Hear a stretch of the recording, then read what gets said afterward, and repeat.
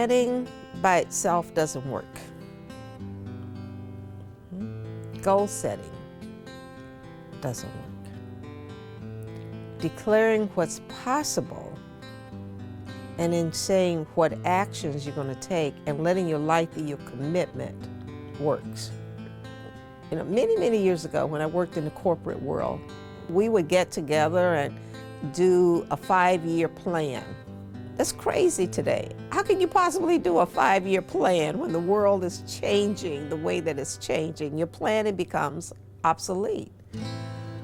But now it's saying, what do I say is possible for my business, for my family, for myself?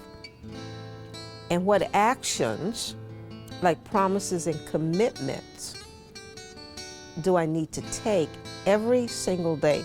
That's why practices are important to us in terms of what we do. It has to do with embodiment. So when I'm practicing meditation every day, something happens in my body. I begin to shift. I become a different kind of being. Now inside of that, I can structure my life like a plan. 6 a.m.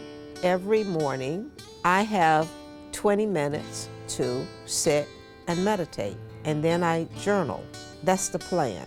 But there are actions that I take. What are my goals? If we treat a goal as if it's someplace to get to, I probably won't accomplish much.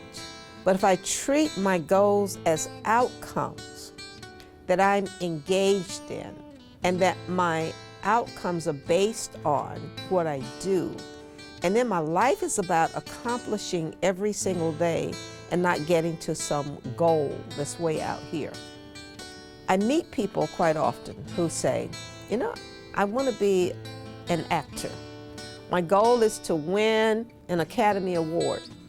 Nice. What are you doing about it? Or I meet musicians. My goal is to win Grammy Awards. Why not show up every single day singing your music to the best of your ability? And then if you get a Grammy, great. But if you don't, your life won't be over. You would have lived a life of giving. You would have lived a life of contribution. And if you get a Grammy, far out. But if you don't, because very few people get Grammys, then you're going to end up being disappointed. But why not have your goal, if you need a goal, to share your gifts? Now, this is my thing. I don't write as often and as much as I would like, because some of the writers that I've read, they're so amazing. This is my internal saboteur saying, you never write like this. It's not that good. And so I don't write as much, or I hide my writing, right? But that's my own conversation.